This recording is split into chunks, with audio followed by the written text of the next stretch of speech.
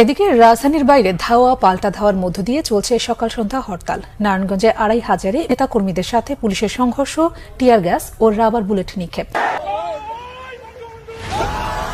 ১৭ জানুয়ারি রাত ১২টার পর থেকে এবং ১৮ জানুয়ারির শনিবার সকাল থেকে স্মরণকালের অন্যতম ঐতিহাসিক দিন হয়ে থাকবে আওয়ামী লীগের জন্য। কেননা সাবেক প্রধানমন্ত্রী শেখ হাসিনার নির্দেশ পাওয়ার পর থেকেই বাংলাদেশের রাজনৈতিক অঙ্গনে যেন এক নতুন জোয়ার এসেছে। গোটা আওয়ামী লীগের নেতাকর্মীরা, তৃণমূল পর্যায়ের কর্মী, এমনকি ছাত্রলীগের নেতাকর্মীরাও একযোগে রাজপথে নেমে এসেছে হরতালের ডাকে। রাজধানীর প্রতিটি রাস্তায় আওয়ামী লীগের বিশাল মিছিল আর স্লোগানে মুখরিত।